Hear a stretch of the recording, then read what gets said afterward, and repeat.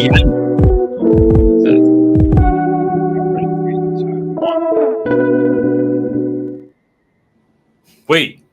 you're not my wife. Oh no, my bad, bro.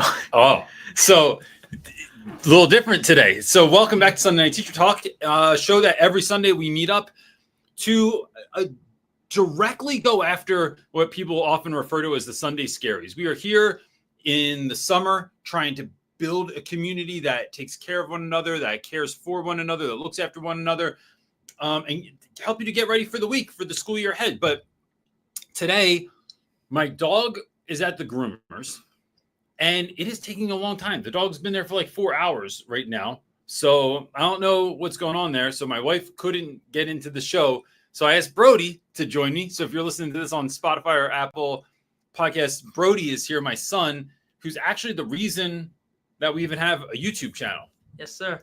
Yeah. I'm the original creator, came from this brain right here. Yes. One of the reasons I thought about asking you to come on today was because I'm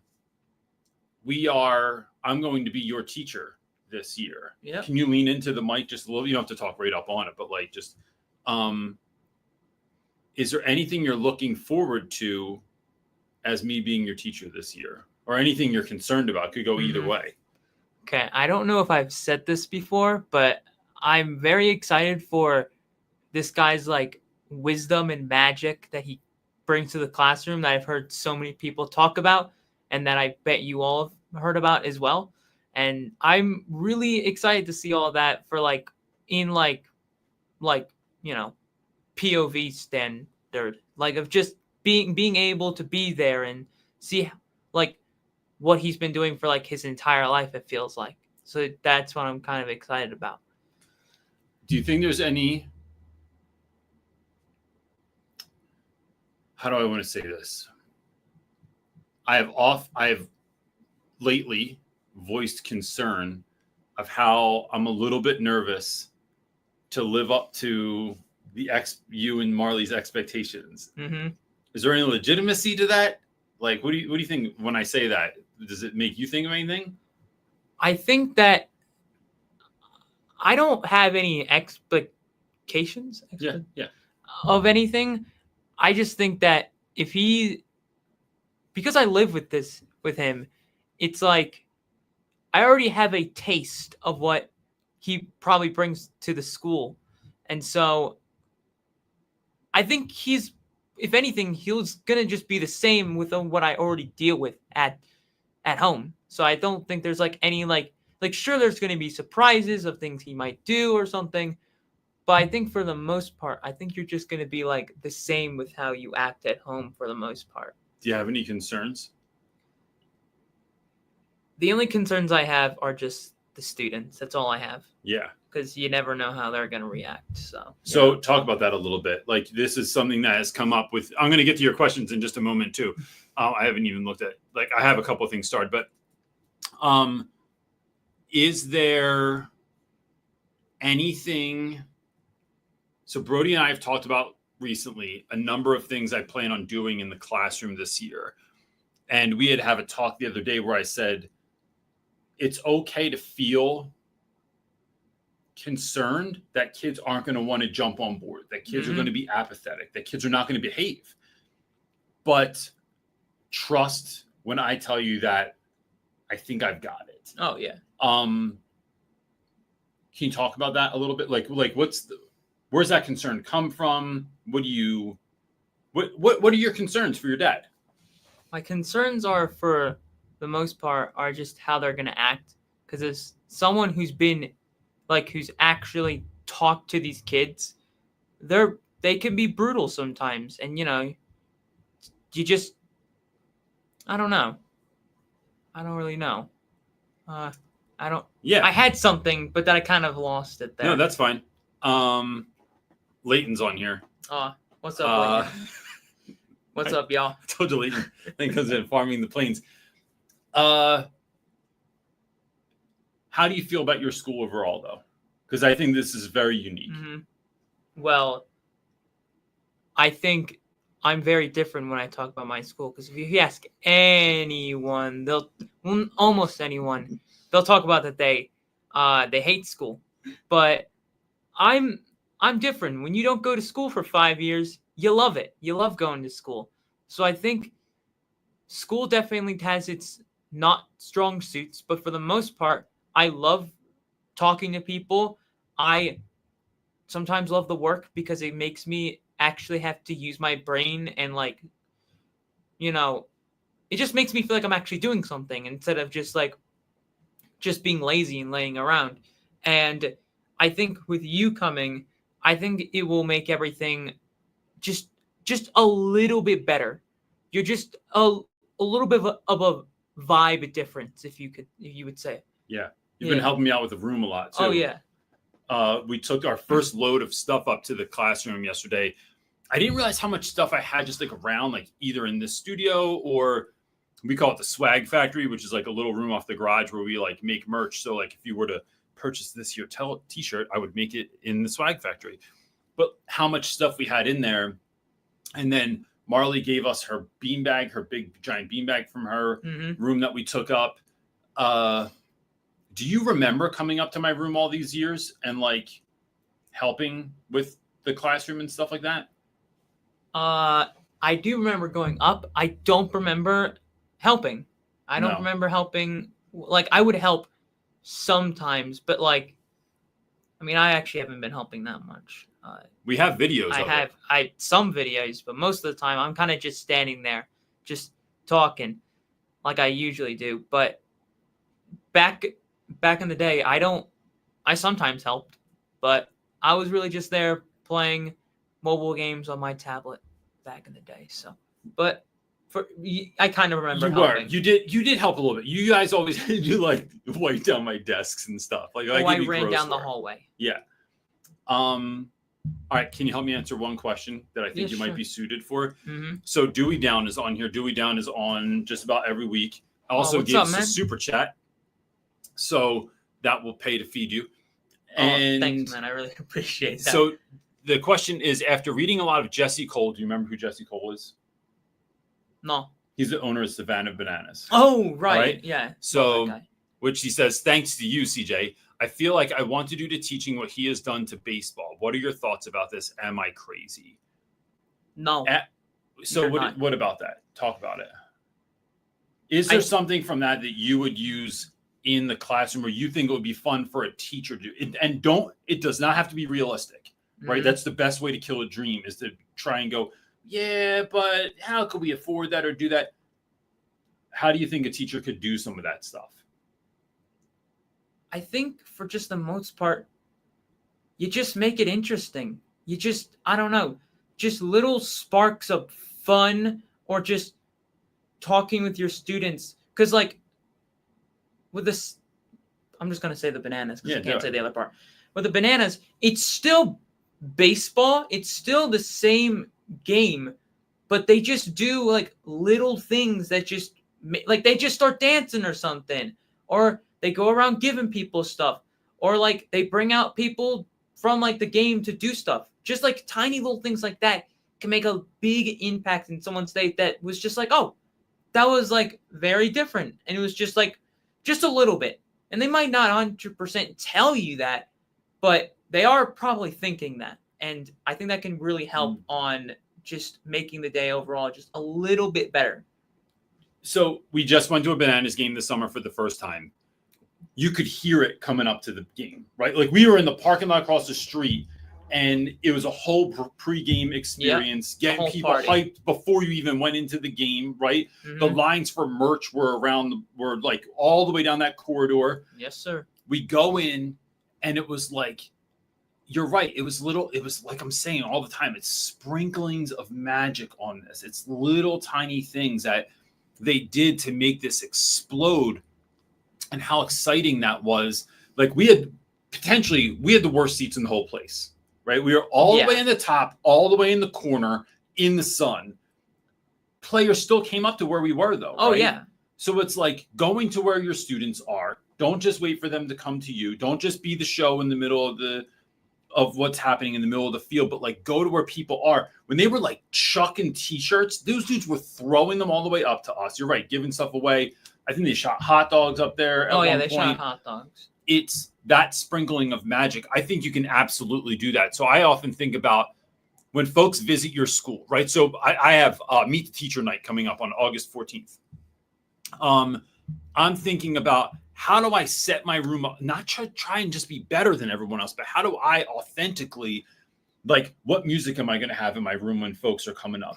How can I decorate my doorway? Can I make like a balloon arch in the front of the school or over my classroom door? Can we have like a little section in there for when, if you have little kids and you're coming in, can they use some Play-Doh? Can they play with Legos? Can they have a little coloring station? Like, can they sign something that's like, make a little card for your sibling or something like that? Like little things that we could do that say, I see you and I'm glad that you're here. This matters to me. So awesome. Are you done? Do you want to do one more? One more. This is nice, isn't it? Yeah, it's a little bit more fun than I you think enjoyed it's gonna this. be. You're doing good. Ruth Aker said that she loved the rules to engagement this week. I really loved it too. If y'all aren't following Miss Sunshine, she's fantastic. This is, I'm by myself, so it takes me a minute to.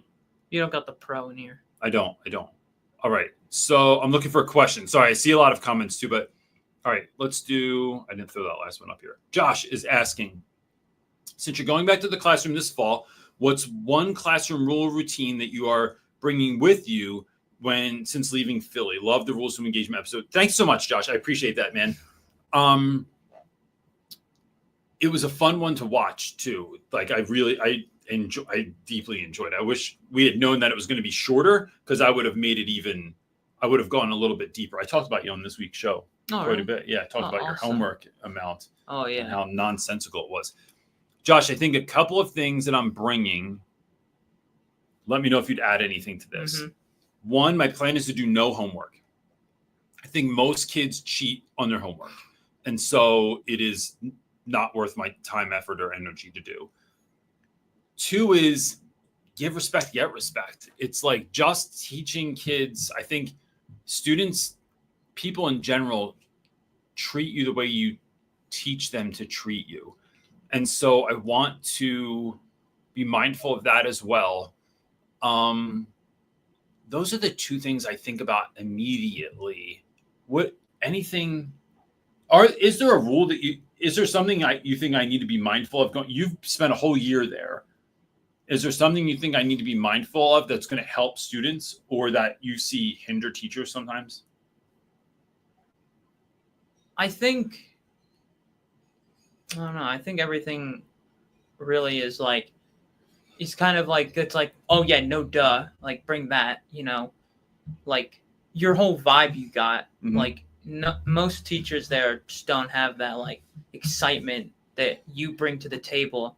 So I think that's something. Also, it's just like, I don't know, I would say build connections, but the other teachers kind of do that sometimes. So. Yeah. Not really. I think just bring you.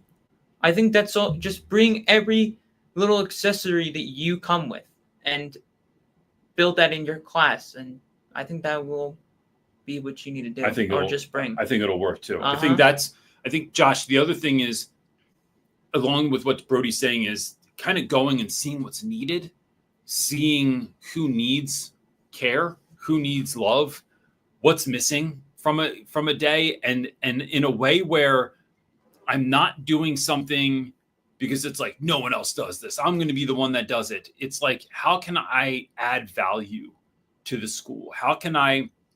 There's only so much every teacher can do. So what are some gaps? And looking at that as like not being a jerk about it, but looking at it as like, how can I make this kind of better? Right? Like, yeah. That's something of. Mm-hmm. Make sense? Yes, sir. Cool. All right. Another one? Are you done? Yeah. I don't know what else to add to any of these. So. Okay. I think that Lopez said the dog must be getting the VIP treatment. Oh, yeah. Well, I mean, the extreme treatment, because that guy is so, like, he's got so much stuff messed up with him right now that, like, I understand why it's 4 hours long. You do? Oh, yeah. Bro is, like, whole on mop. Yeah. Bro hasn't gone to bath in, like, It's been a minute. Yeah, a minute for sure. Yeah. Longer than a minute, an hour. But yeah. All right. Well, thanks for coming on today, man. Yeah, thank you. Thank you for having me. And I hope you all have a great rest of your time here for the last 45 minutes? Yeah, 45 minutes. All right, we'll do. All right. I love you, buddy. Peace out, y'all. All right. Ladies and gentlemen, Brody Reynolds. That's me. It's really one of the things I think is really beautiful is how much my kids and I really love one another. And I'm always excited to kind of show that publicly. I just, I don't know. It makes me happy. So Marcus is asking, what are you most excited about that you will do next year? I think, Marcus, I'm excited because I've had 3 years off from being in the classroom, aside from subbing, but that's not even comparable to actual teaching. I'm excited I have a lot of ideas of crazy ideas of how to do stuff. I think I'm excited. So I'll do this two sides, right? One actually in school and one as a business perspective. In school, so I'm walking around and I always have teacher goggles on, and I'm in Walmart yesterday because we're one of those small towns that has it's basically built around a Walmart. So I'm in Walmart and they have the sale section when I'm going in, not the dollar kind of section. It's stuff on carts that they're just trying to really get rid of. And they had neon colored ping pong balls. And they were I don't know, $2 or something like that. So I grabbed them and I thought, this is something that when we read the Odyssey this year, which I'm also very excited that Christopher Nolan's coming out with the Odyssey movie. It's coming out next summer in IMAX. So that's going to be a class trip in the summer next year. There's this great scene at the end of the Odyssey where Odysseus has to take a trick shot. And I always wanted to do activities around that, but it just didn't ever work out. So I thought, oh, this would be really fun to make a dude perfect activity out of, because what Odysseus is doing is basically an impossible shot. So how can I set this up? And then if I got these neon ping pong balls, how can we set up black lights in the room so that the trick shot is going to be kids come in that day and it's a black light. And since there's no windows in my room anyway, it's complete darkness if you turn the lights off. How can we set up black lights and do trick shots and stuff like that? I'm looking forward to a little bit older kids. So I'm teaching 10th and 11th grade this year, not 9th grade as I typically do. Although I will say the 9th grade, Leighton, who's in here, is in that 9th grade class. I think they're as a total, not just individual kids, but as a whole, my favorite class in the school. So it would be really fun to teach them, but I'll teach them next year. So it's teaching a little bit older kids and being able to exercise that muscle again. I think I grossly underestimated the need that being around people all the time, that need that I had and the place that filled. I miss being around coworkers. I miss being around kids. And so that is the part I think really excites me. And then being able, like Brode said, to sprinkle some magic on the day and come up with and start utilizing these crazy ideas, not just for videos, but for day-to-day activities in school. From a business perspective, I'm excited because I get a lot of especially in my old room, that room was already largely built out by the time I started creating YouTube content. And it grew over the years, but it was a lot of folks that thought I was at a private school, that I had a lot of money, that it was that my school just made rooms like that. And I'm excited in this stage of my career to show folks no, here's what I'm doing from scratch with very, very little money and very little stuff left over from my old room. I'm excited to walk folks through that experience as well. Oh, snap. Tracy S. Brody, what are you going to call your dad in class? I meant to ask him that. I will. Let me see if I can get him to come in here before we're off, and I'll be there. What's up, Maisha? I see you, my friend. Questions. I'm looking. See Marley. See Brody's friends. Who would have thought Brody would have brought so many people? So Marcus is also asking, how do you think it's best to teach students new information? I teach history. How do you think it's best for them to teach them new information?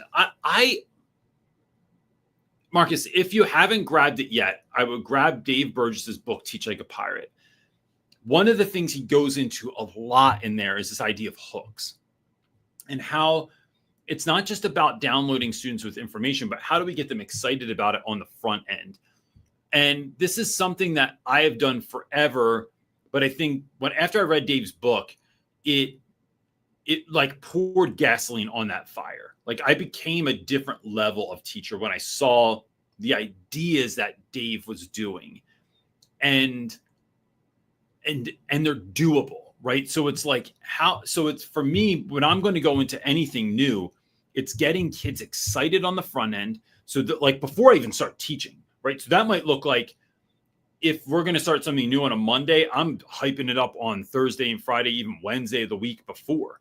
And then having the kids come into some sort of experience, some sort of like small room transformation, some area of a room transformation, getting kids pumped about stuff like that is how I've had success doing that.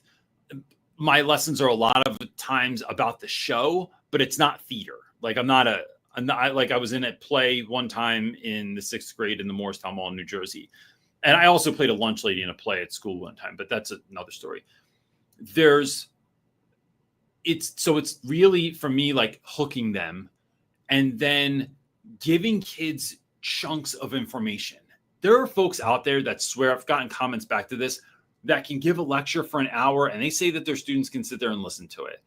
I just don't know that the research supports the idea that that's the best way to share information. In my experience and in my research, it is in shorter chunks. So here's some information, we're going to do something with it. Here's some information, we're going to do something from it. So even if there's like a new book and I want to tell the kids about the time that it was written, the author, the background of the book, anything else, like maybe how it changed society, how it appalled society. I'm not giving them all that information at once. I'll give just as much as is needed so we can get into the learning and then keep peppering that learning throughout. I don't think you need to give all, like, everything at once. So it's simple and deep over wide and complex. That's how I kind of look at all things that I'm doing. All right, looking.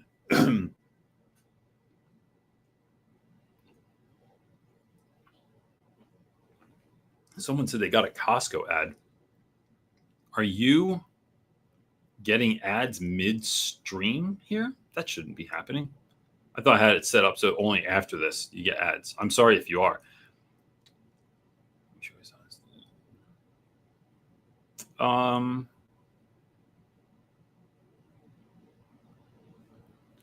Gosh. Okay, here we go.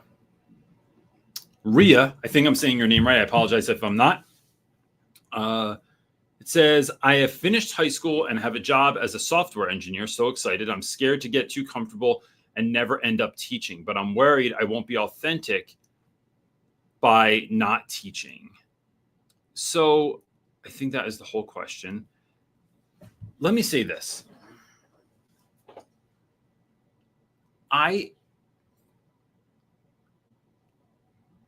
So teaching is definitely something, like, I would imagine you're going to make a far greater amount of money being a software engineer than being a teacher. But you can test the waters to see if this is what is for you. There are tons of schools that need volunteers, that need substitutes. So is there somewhere that you could, like, I don't know what your work schedule is. I'm just throwing ideas out there. Could you potentially volunteer at an after school program or at a tutoring program or something like that when you're done work, right? So this could be like a once a week after school kind of a thing. Could you help? Maybe you were into theater when you were in school. Can you volunteer your time on, a couple weekends a year or certain amount of time during the year to help with theater? It is testing those waters to see if this is a good fit. To me, teaching is so much more than just like communicating information or sharing information with young people. It is really about helping young people to become who they're meant to be. That's the whole job here. And often that is not us, like it's us showing up with a certain level of energy, a certain level of care, a certain level of excitement, a certain level of commitment and courage.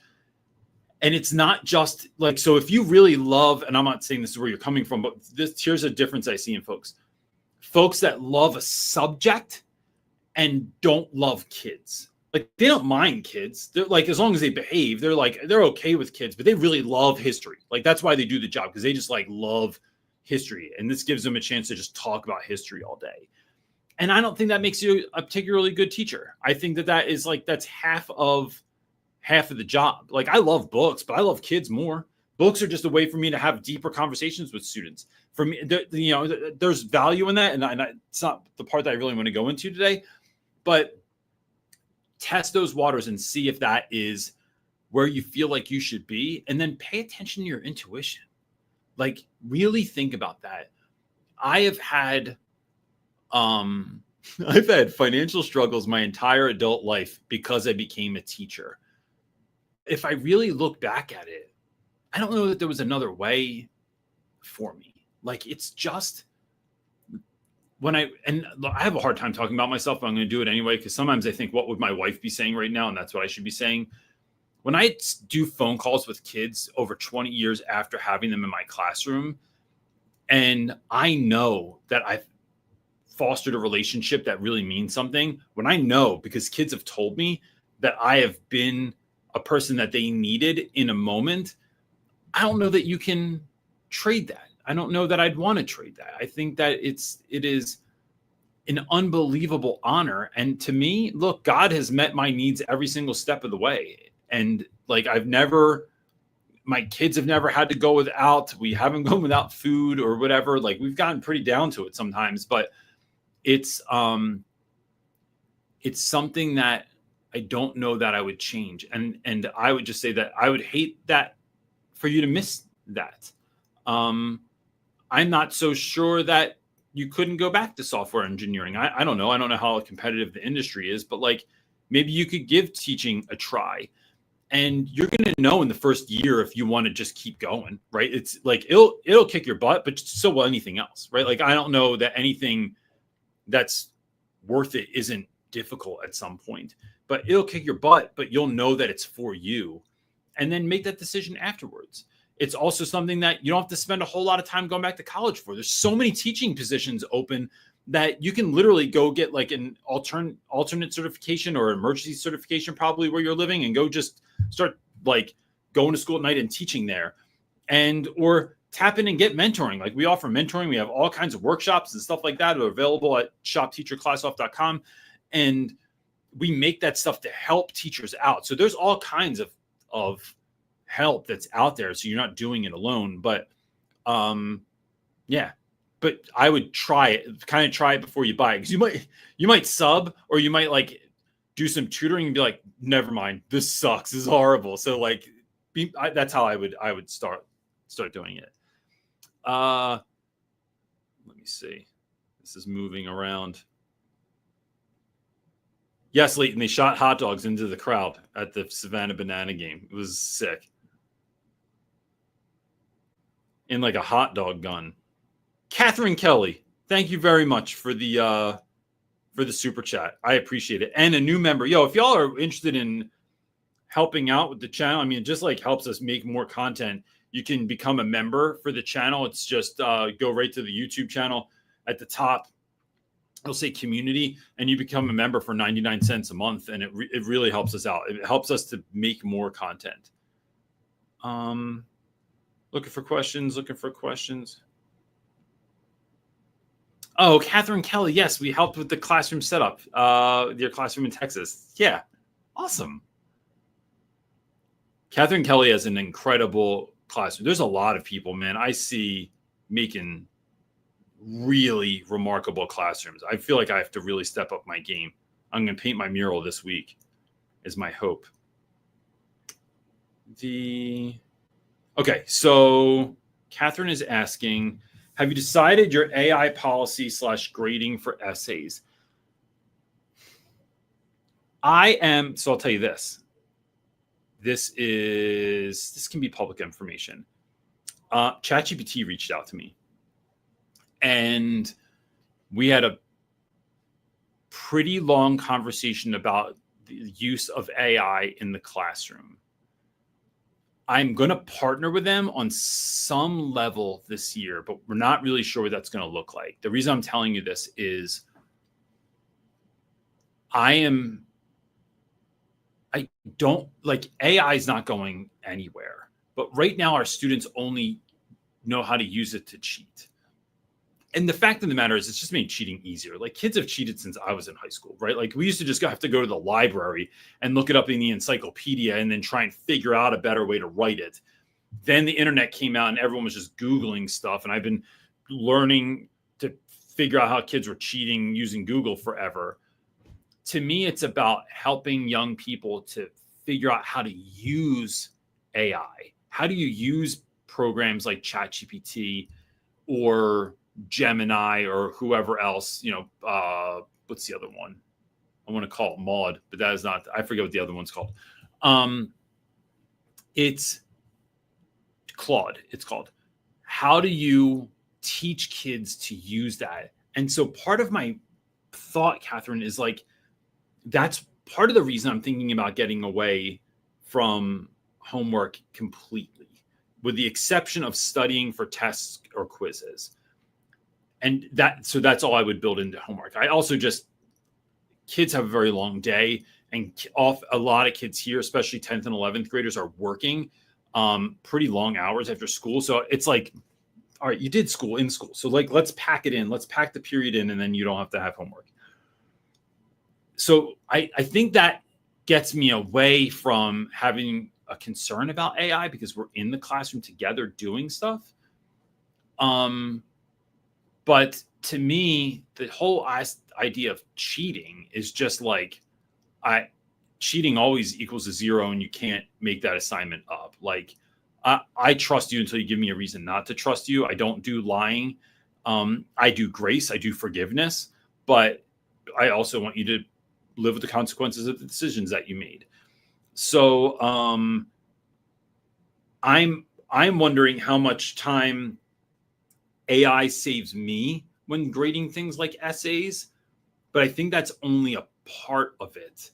I think I'd be very gosh, this is such a big question. It's so much, and I think I'm going to have a better answer, honest to God, Catherine, when I start doing it, and then I can share on YouTube or on this platform how I'm doing that, right? Because now it's a little bit theory right now, and once I'm doing it, I'll have a better grasp of like, here's what I'm doing. But to me, it's doing a lot more writing in class. It's explaining to students that I don't do cheating. It's explaining to students that, like, I think AI is great, but how are you going to level it up? Because we see how AI writes. And although it can, I use it for stuff all the time. I really don't want kids to atrophy in ways, but I also don't want to spend too much time building skills that like aren't going to be necessary in the future. And I think it's trying to figure out what those are, so I'm not doing it. So for instance, like, there's a lot of fact remembering that schools still do, like what are the planets and what order are they in. I just don't know that there's a whole lot of value in that anymore, because you can just Google it and it's right there.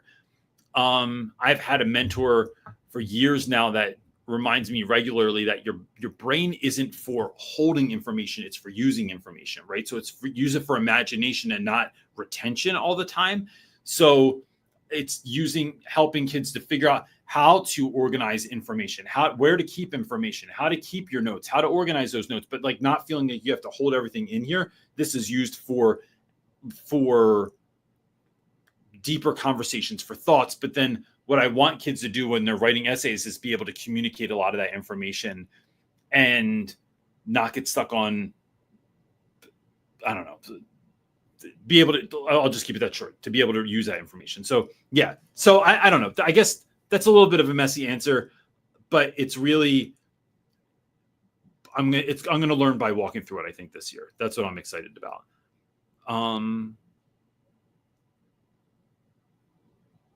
Sorry, I hope that didn't seem like I was trying to cheat on that answer. I don't know if this is a question or is this. I'm looking forward to seeing how you're going to use the new world around you in New Mexico to create an environment for the students. I'm thrilled that your kids will be a part of it. Yes, me too, Amy. So I am.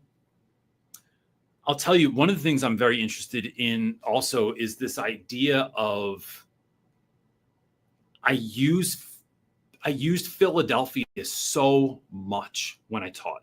Like it was, and we had access to so much stuff.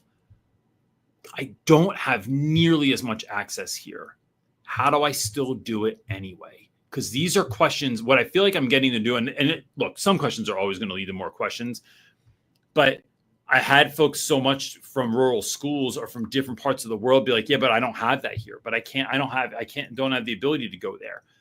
I drive around like looking at things through a teacher's lens and looking at that park, looking at that sunken garden that we have in this one park in our neighborhood. There's a sunken rose garden, which is crazy. It's like it goes down like 30 feet. It's weird. Like, what could we do there?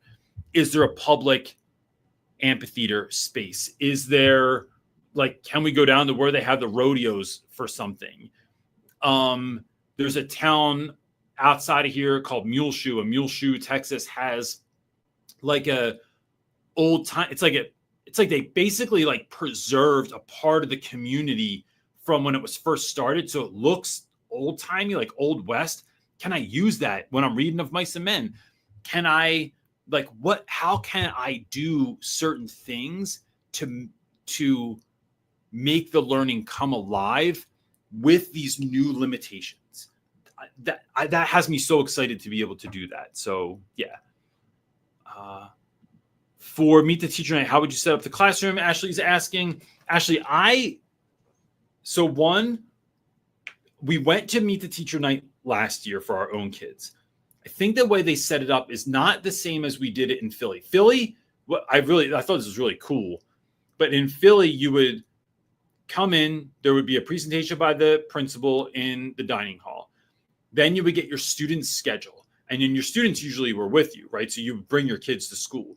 Then you would follow their schedule. So you'd have about 10 or 15 minutes in each class that you would go to your kids' first period, or you go to their homeroom, and the teacher would talk to you about what homeroom or first period were like. When the bell rang at the end of that period, you would go to your kid's second period class. So you're literally walking through their day, which was really fun. This seems more like you're there for a set amount of hours. Parents can show up, they meet the teacher, you talk to them about what you're going to do this year, where you're going to go, what the experience is going to be like.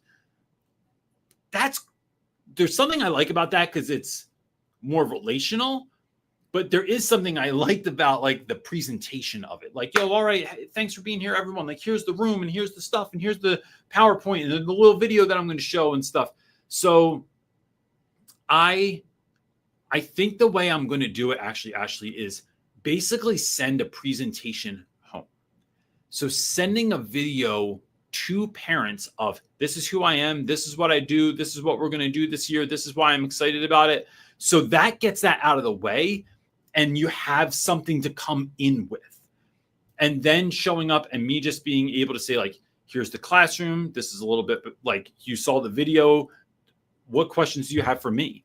And it's about making that connection with parents so that parents can feel like I can ask questions about their kid, about what they want, about what they are looking for in their students' education, about what needs their kids have that maybe need to be met, or what's like having this be more about like meet the parents than necessarily just meet the teacher.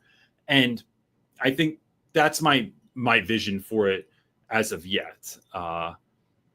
Marley says that Marley says that she shall call me Mr. Dad. That's what she's going to do.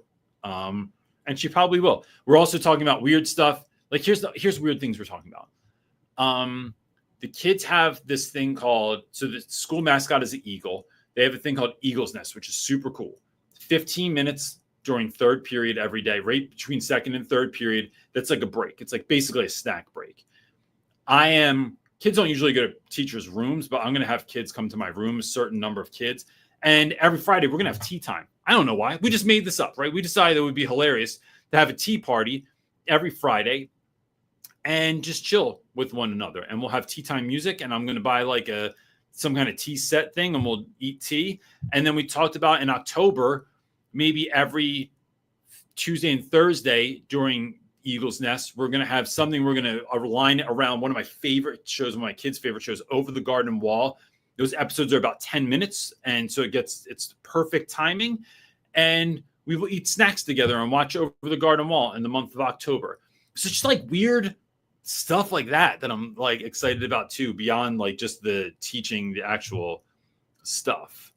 My buddy Lopez is asking me, what are 3 things that you have learned now that you have been teaching for over a decade? What are 3 things that you have learned now that I've been teaching for over a decade? 1, I think, gosh, that's a good question, Lopez. All right, so I'll answer this 2 different ways. 1, I thought I was going to be that one teacher. I watched all the movies, and I thought I was going to be that one teacher that showed up that crushed it. And what I realized was there's other people in there doing great work anyway. At my first school, there were a lot of good teachers, and I wasn't ever going to be like that one.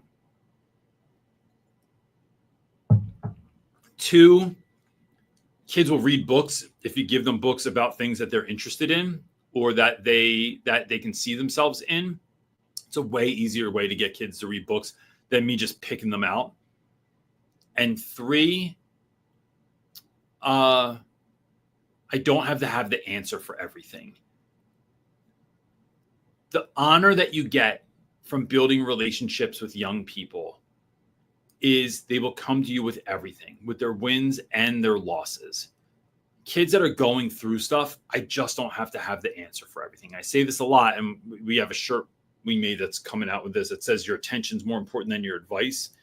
And that's the fact. I felt pressured to have an answer, to have feedback for everything when I started teaching. And now I realize that like that's not necessary. I can just show up and listen to you. And a lot of times that's all kids want, is just someone to listen to them and not try and solve all of their problems. With regards to me, I've learned a lot about myself over, the last 20 years. And that is, it's really worth your time, effort, and energy to make connections with teachers. I used to just focus on students. The teachers will be there with you long-term. A lot of them will. Kids come and go. I still have relationships with kids, but by like the ratio of kids I still connect with is like, so it's like I've known probably thousands of students. I still keep up with a fraction of that, right? On a regular basis anyway. It is,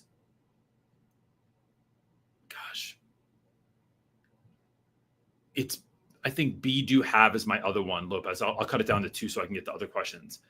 Meaning there's this concept in the Bible that is like, you have to become the person that can do the thing you need to do to have what you want. So I can't just it's my classroom management or engagement or student connection or the level of respect that I get from kids. There's not something I can just do so I can have it. I have to become the person that can do it. So I have to become confident. I have to become hardworking. I have to become nicer. I had to go do a lot of therapy. I had to do a lot of counseling. I had to do a lot of coaching and mentoring. I read a lot of books and listened to tons of podcasts and listened to tons of audiobooks. I had to do a lot of work on me so I could be mentally, physically, and emotionally strong to do the work that it calls for to be a teacher. Otherwise, that's how you get burnout, when you don't become the person you need to become. That I could put on students all day. I could put it on my admin. I could put it on the other teachers and the community and the state of the world today and like all that. But the fact of the matter is I can't control any of that, right? I can control me to a large degree anyway. And so for the things I can control my nutrition. I can control how much sleep I get. I can control if I overwork or not.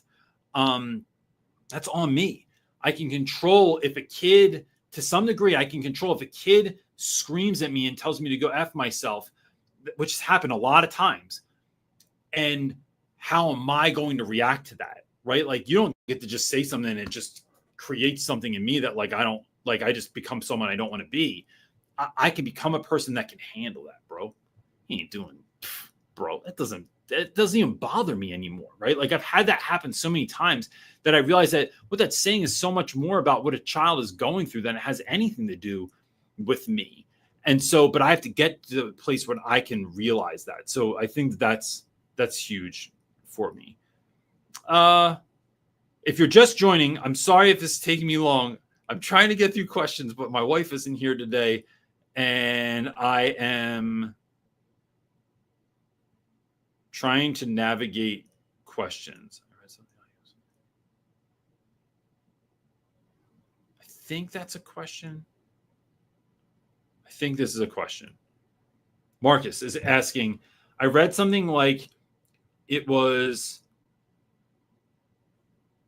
asked to a young football coach, ask yourself whether you would rather be a football analyst or a basketball coach. If you answer basketball coach, then hold on, there's a second part to that. Should be a football coach. If you'd rather be an analyst, then you should not be a coach. I feel like you could use this for teaching if you just like the subject. Oh, okay. That's referring back to something I had asked before.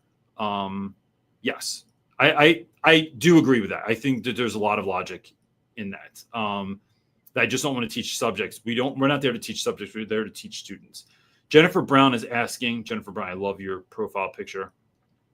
Any suggestions for getting students to engage meaningfully with written feedback on their essays? Mostly, they look for the grade and ignore the specific annotations, suggestions, and corrections. To me, Jennifer, that's a great question. One, I think it's having kids become comfortable with feedback.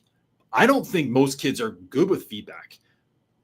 The current generation, go on any one of your students' Instagram accounts or Facebook, like if you can see them, there's like 6 pictures on there, right? And if a picture doesn't perform well enough to their standard within like the first hour, they take it off, right? I've seen students do this for years. I want kids to know that that feedback is a gift. And so I want kids to feel good about learning how to fix what's wrong. I think it's also, when we give feedback, it's making kids do something with that. Like that's the next, like y'all thought you wrote the essay and you got the final draft and I put a whole bunch of notes on there. That's the next thing to do is fix it. You're in life. Feedback is one of the greatest gifts that you can ever get. And so it's helping kids to become comfortable with that. And then to know that like that's the next big part. I'll tell you, like when I wrote my book, when I handed in my manuscript, I thought I was done. I didn't realize that I was like literally 25% done. Like the amount of edits I got back I thought was going to crush my soul. It was so much that I thought I'd never get the book done. But taking it, as Anne Lamott says, bird by bird, right? Like thing by thing, step by step, and then helping kids. I think the other thing that you can do in that too, Jennifer, to sort of like speed up that process is looking for, and AI is a great way to do this too, looking for patterns in your kids' writing. Are they using transition sentences? Are they using hooks effectively? Are they like, what aspects are you all working on that, and you're seeing kids, a large portion of your class are not really getting this concept? How can we go over that more? I think that's part of it, is like looking for those things and then working on that together, doing it live, doing it right now. Look, y'all, we're going to work on this right now. And here's how I want you to figure this out together. I think that is helping them to get away from the grade, and looking at those corrections as well. Kristen is asking, hello, Kristen. I'm a special education teacher, and this will be my 4th year with most of my students. What would your first week look like if you already know your kids and their parents well? So I've had this experience only a handful of times where I kept teaching the same kids. The thing I love about it is they do know me and I know them. To me, part of it is it's actually very simple. It's me getting them hyped about the year, hyped about where we are, hyped about how well I know them. It's doing a little bit of catch up of like, what happened over the summer? What are you into now? Who are you growing into? What's your vision for the future? Like, y'all have grown. Like, this is 4 years together. I mean, like, we were together since you were little. I might even tap into a bit of that nostalgia if I have pictures or videos from back in the day, like sharing some of that of like, look, y'all have been here since, maybe it's before I had a baby. Maybe it's before I moved. Maybe it's since, John had no mustache back then, right? Like, really no mustache. It's tapping into a bit of that nostalgia, building on how much you love this model, right? Like, I always want, like, whatever the model is, even if it's not my favorite, I want kids to know that I'm excited about it. So I'm building on this model, building on this excitement. And then it's painting a very clear vision of where we're going this year. So maybe your first year with me, we did this. Second year, we did this. Third year, we did this. Fourth year, all right, here we go, y'all. This is the home stretch. And this is what we're looking at this year. That's probably where I would start. I might also build in a piece, and I did this with my group, is you've known me, this is going to be the 4th year now. What have we done in the past that you loved? And what could we do different? What do you think could be, what are some opportunities we could really create? Because when you know kids that well, I don't know what your dynamic specifically looks like, but I felt like I could take those kids anywhere, right? I felt like they knew me enough that they knew I wasn't just going to give them work to just give them work. They were going to do anything. So I wanted to make sure I really put good stuff in front of them, that we could go on trips and I could just trust them to go places and do things. And like we'd go to Princeton, we'd go see a play, and then I'd let them go for 2.5 hours before they had to meet back up. Like, it was all that kind of stuff. And having them be able to share that in that experience as well. Like let's build this class together. That's right, what I think of first. That's a great question. I love that idea for you. Like, I love that you get to do that. I think it's going to be so sick. So Sean, this is a great question. I just had this conversation the other day. How about the Eagles getting that ring? Yes. Any sports teams that you'll cheer for where you are now? I am a ride or die. Like, I think where you live it just confuses me how folks live somewhere and then they cheer for a team that's not where they're from. But I'm from like the Philadelphia area my whole life. I can never cheer for anyone but the Eagles. But I will most certainly cheer for, I was just having this conversation with my son yesterday. He goes, will you go to more games now at the school? I said, I will go to every home game. I might go to every single home game of every sport that's at the school, at least for part of it, because I want kids to see me show up. And I love that our school's mascot is the Eagles. So it's like, I can wear Eagles stuff to school and I'm just going to pretend like everyone else here doesn't love the Cowboys. So I will not change my pro team support, but the school that I'm at, I'm all about like showing up to a new school, and that becomes your new ride or die. Like, this is who I'm about all day, every day.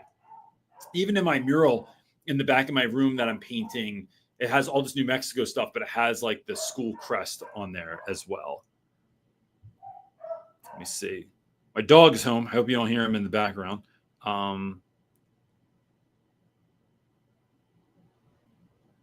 Sorry for the quiet. I'm looking for questions. There might not be any more, and that's fine too. All right. Here's Leighton. Leighton, Farming the Plains, is asking random question. How's the skull cleanup going? So this is a weird question, right? Let me explain this. I am very much, I think back to John Lopez's question, what have I learned about teaching? I don't want my room to just be about like kids looking around and being educated by what's on the walls. I want to create a vibe. I want to create a feeling. And I think that has so much to do with the place. If I go to anywhere else, that's a deeply meaningful place, right? So like if I go to a church, churches don't have a lot of posters about Jesus around the walls, right? It's more about that vibe you're creating in there, so you can create this, what Thomas Merton calls a thin space. If I go to a really dope restaurant, they don't have pictures around telling me about the food and how they make it. Like those are like, you see that if you go to Panera Bread, but like mostly it's about like creating that vibe. Same thing with coffee shops and barber shops and things like that, right? So I'm trying to create that vibe, but I want it to be territorial, right? I'm not trying to do what I did in Philly with all the street art and stuff like that in New Mexico, because that's not the culture here. So one of the things I did was I talked to one of my daughter's friends here in New Mexico. His family have a farm and they raise cattle. And so we went out to his cattle farm the other day. Super fun. It was like a way different experience for us. We had 1,000 questions and I got a cattle skull and I'm going to clean it up and I'm going to hang it on my wall because it's like what everybody has around here. And now I had to look up, like, how do you clean a cow skull? And that's interesting. Turns out it's just hydrogen peroxide and water. But it's going well. I have to go. Nowhere around here has big enough hydrogen peroxide bottles. I need a much larger bottle. And then it's just soaking it in a storage tub. And then I'm going to put it on my wall in my classroom. So yeah, things I never thought I'd have to learn about or that I would, look into. My buddy Matt is asking which side do I want to look on here? The ADD's kicking in. When you are lecturing, what you do for notes for talking points to keep you on task. When you are lecturing, what do you do for notes for talking points to keep you on task? In some of your videos, I see you using a tablet for notes. Do you use a particular app or something? So I create everything in Google Docs so that when it's in a Google Doc, I have it on every device. I use all Mac devices, right? So whether that's my desktop or it's this laptop or it's my iPad or it's my iPhone, I love the versatility of being able to choose what I want to do. I also like that I can expand that view. So I can, especially I use the iPad a lot because I can just like enlarge the screen so that my eyes aren't jumping all over the place. But when I'm doing presentations, whether it's for class or if I'm leading a professional development at a school, I typically just create everything on Google Slides and I create like a presentation. Like if I were to be at your school, I think my keynote has roughly like 180 to 200 slides in it. And that's because one, I don't use a lot of words. I use more pictures than I do words. But for key phrases and notes that I want students, whether they're adult students or kid students, to have, I pare those down, but those also become my talking points as well. I'm creating slides. No one knows this. I create slides so that I have the visual cue to go, oh yeah, this is what I'm talking about next. Oh yeah, this is the thing I want to talk about. So whether that's a slide with text, it's just a picture, it's an animation, it's a GIF, it's a meme, it's a short video. All that stuff is created as a visual reminder to me as well. But when I do YouTube videos or when I do trainings online, I do get to cheat and use those. But I just use Google Docs, and that helps me a lot too. Or another favorite of mine is if I have access to it on Google Slides, I can put my talking points in the notes section. So if I have it set up on my laptop, it's in presentation mode, so that on the screen up here, you're just seeing the slide, but on the computer, I can see my notes at the same time. And that's a hack that I use as well. Leighton, you can become part of Tea Time anyway. You don't have to be in my class to be a part of Tea Time. It's going to be awesome.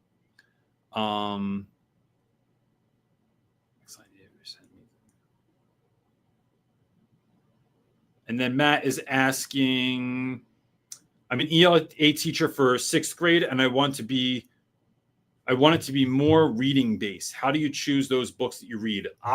So I have freedom in picking my books, Matt. I always have. So in my first school, I had to pick something that was in the school library.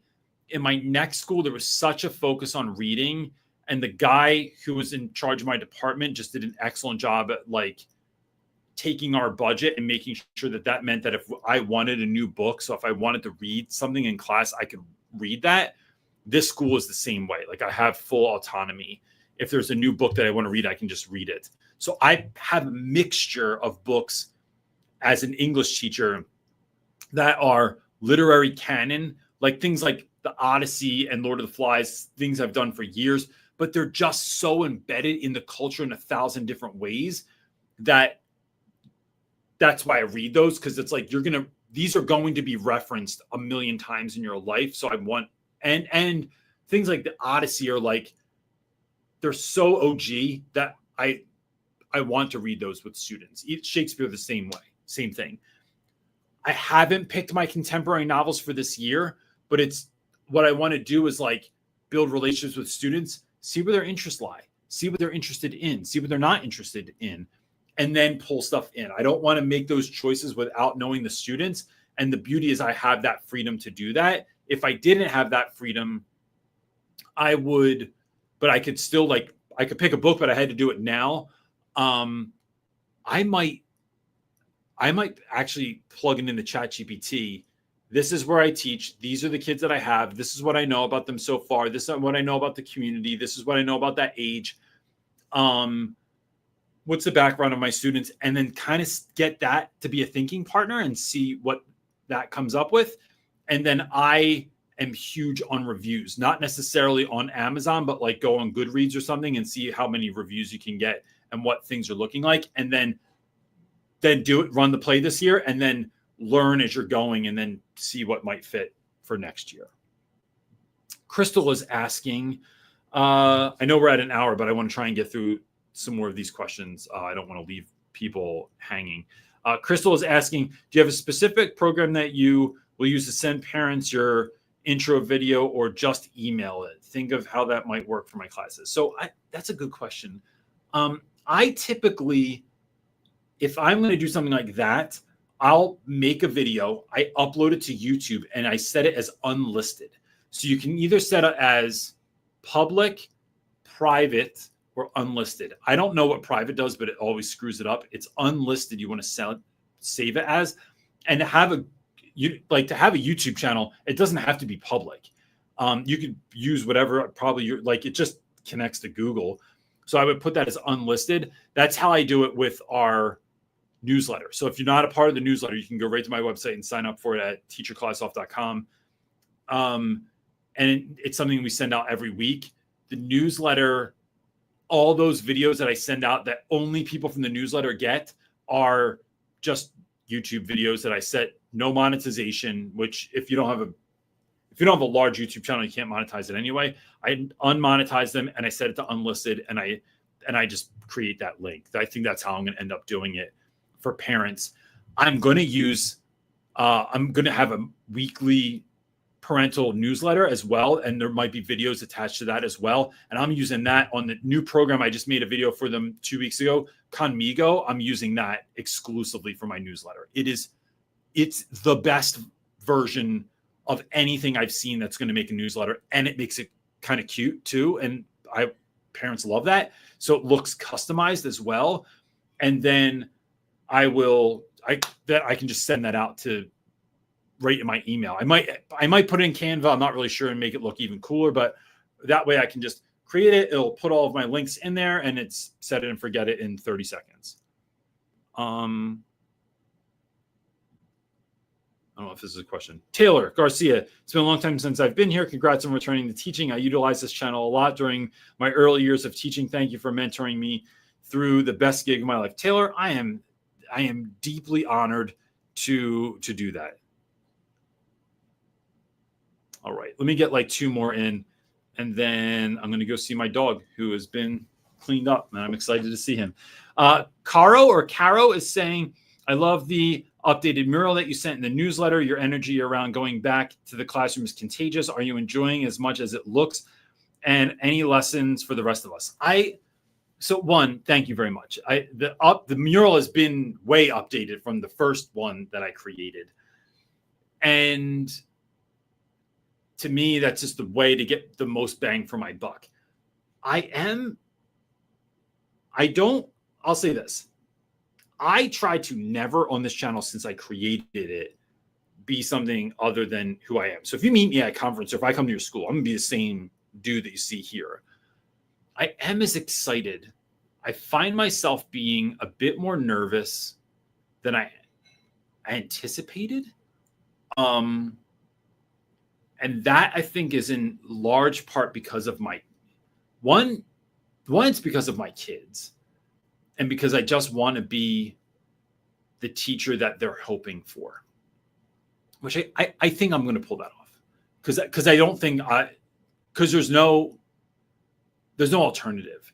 It's like either show up and be the absolute best that I can be, or not. Like, and I'm not going to let my kids down.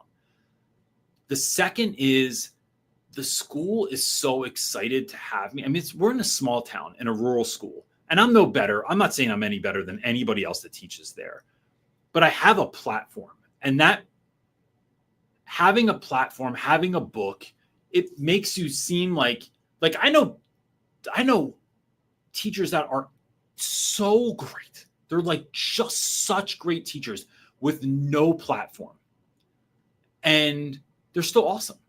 But having a platform makes the appearance go up, right? The reputation's there.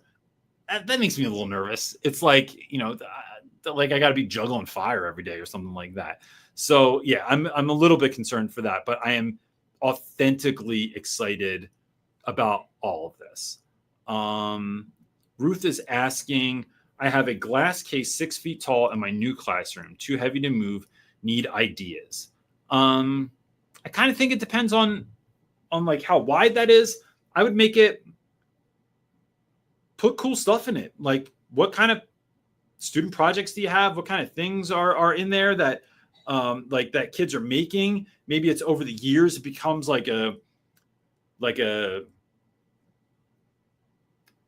keepsake of things. Like, I mean, kids give me stuff all the time. I have all kinds of weird things I've been given, from Shakespeare dolls to things they made in ceramics class they didn't want to take home, or that they made for me, or paintings of me, or drawings of me, of things I've talked about in class. And like, I think I would make sort of like a keepsake thing, that like what the heck do they call those things?